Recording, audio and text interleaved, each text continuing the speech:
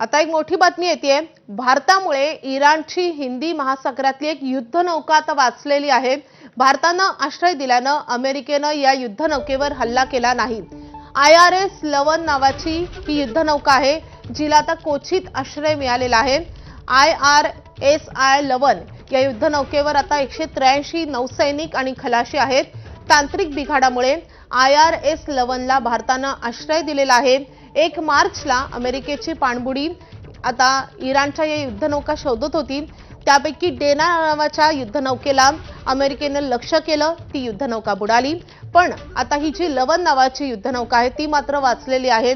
आतापर्यंत इराणच्या 32 युद्धनौकांना अमेरिकेनं लक्ष्य केलेलं आहे। या 32 युद्धनौका अमेरिकेनं बुडवलेल्या आहेत।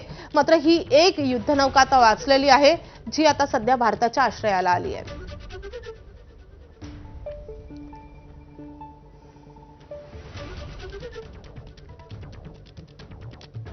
आता इराण अमेरिका युद्धाशी संबंधित सर्वात मोठी बातमी येतेय। इराणच्या नवीन नेत्याची लवकरच घोषणा होऊ शकते।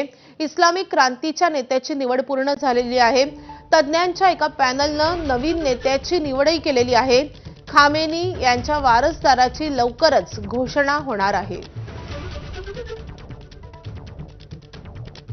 तर खामेनींच्या मृत्यूनंतर त्यांच्या वारसदाराची अधिकृतपणे घोषणा आता लवकरच केली जाणार आहे। तज्ञांच्या एका पॅनलनं आता हा निर्णय घेतलेला आहे। मात्र ही घोषणा आता लवकरच होऊ शकते असा अंदाज वर्तवला जातोय।